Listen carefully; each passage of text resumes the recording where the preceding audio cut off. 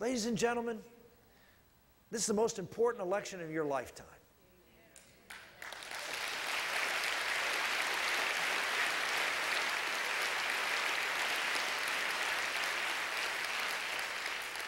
We can talk about a whole host of issues. We can talk about the state of the economy and where we are. And yes, we need strong families. But we also need an atmosphere in which the economy can grow. I was very excited at the President's speech last night. I actually was. Because the President of the United States made the case for Rick Santorum for being the nominee of the Republican Party.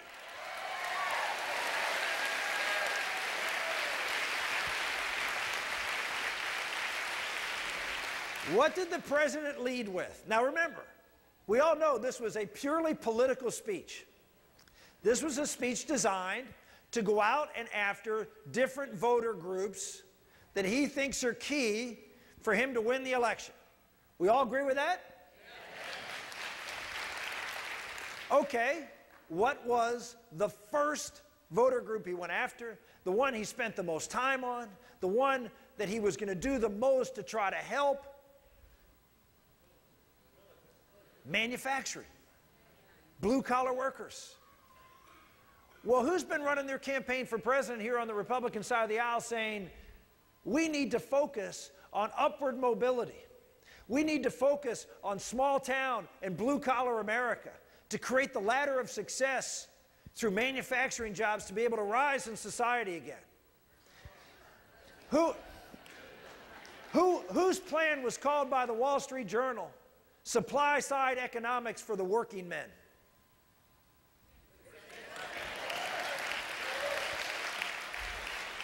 Barack Obama knows the key to this election are the swing states, in particular in the industrial heartland of our country. The Reagan Democrats, those blue-collar Democrats who swung for Reagan and provided a 49-state victory. Those are the folks who are being disaffected by policies that are crushing the manufacturing and processing sector of the economy through regulation and taxation, through environmental policy that is destroying the ability to make things in this country, to produce energy, to keep those energy prices down. He knows his policies are destroying and making it difficult for those folks to get employment. And he knows that they're the ones who are on the bubble as to what direction they're going to swing. He also knows that these folks, for the most part, don't agree with him on some of the core values issues. I come from southwestern Pennsylvania. I grew up in... Any Steeler fans in here? All right, we got a few. All right. Steeler Nation. Anyway, oh, come on now. But I come from southwestern Pennsylvania. I'm the grandson of a coal miner. I grew up in a steel town, as Chris talked about earlier. I lived on a VA post in an apartment, public housing. It was a great place to grow up. I grew up with veterans, grew up with folks who worked in the mills. This is my heritage. This is where I come from. This is who I am, and I'm very, very proud of it.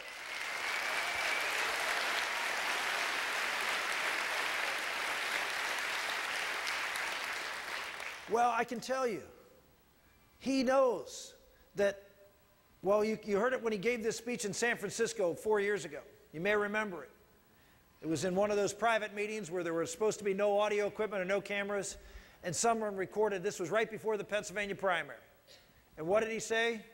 He said he's worried about losing Pennsylvania because of all those people who cling to their guns and their Bibles.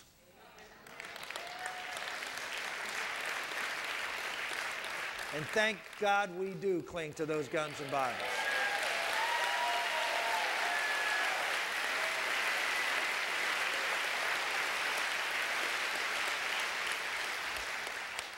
We cling to those guns to protect our rights, and we cling to our Bibles to remind us where those rights come from.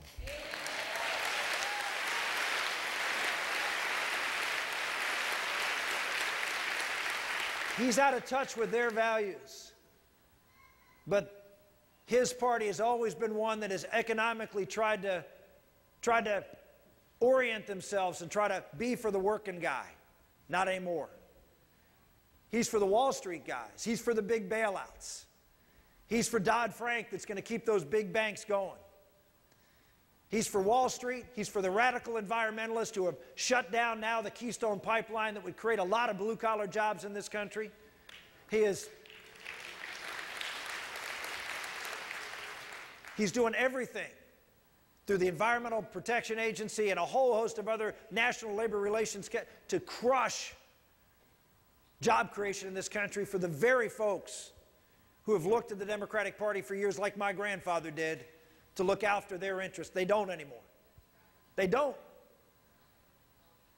We need to be the party that says to each and every one of those folks who agrees with us on the basic values of our country that conservatives and Republicans want to create an economy, want to create an atmosphere for where the economy that employs folks who want to work with their hands and their minds to be able to succeed and rise in America.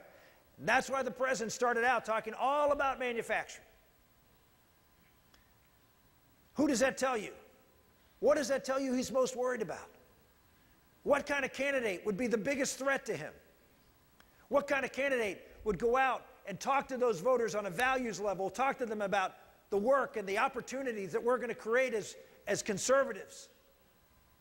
And now they can vote with both their heart and their mind and their pocketbook for a Republican nominee who can defeat Barack Obama.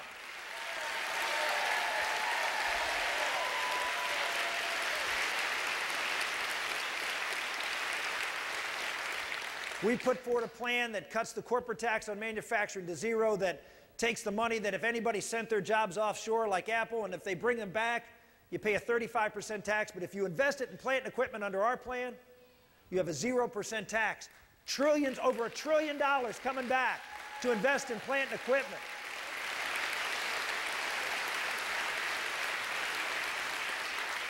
We cut all the tax rates for corporations in half, other than manufacturers and processors. Make it simple.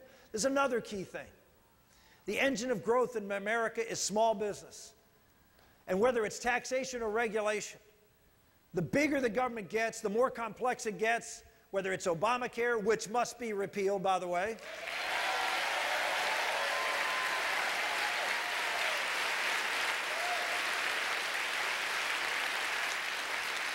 whether it's Obamacare or Dodd-Frank or a whole host of other regulations. The regulations that the big corporations can hire 100 lawyers to find a compliance department together to be able to figure out how to implement this. Yeah, it's a cost. But for the little guy, he can't hire 100 lawyers.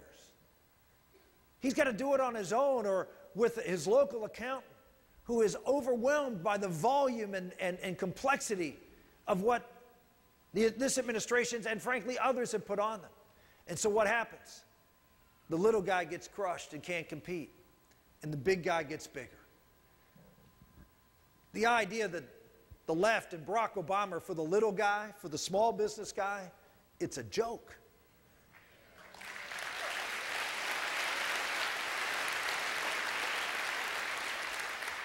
Remember this, and it is an absolute truism. Big government loves big business. And the reason big government likes big business is because when you concentrate a business sector in one or two or three big companies, it's much easier to dictate to them how to run their business. You can put regulators right in the company. If you're a big company, you have IRS agents in your company. You have regulators in your company on a regular basis. The government can keep very close watch on you. It's a symbiotic relationship. If you're the little guy, big government hates little because they got to chase you around. They got to find out where you are. They got to spread out. They don't like that. They don't like little people.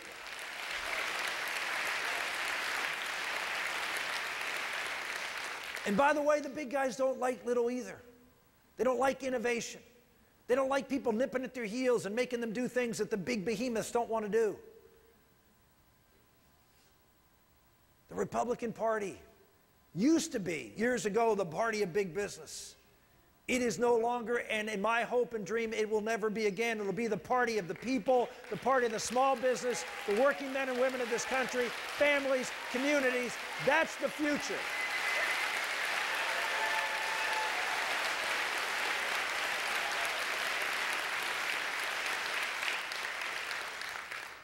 The best way we would make sure that we are not going to be the party of big business is to get big government to small government. And that means we've got to make dramatic cuts to the federal government.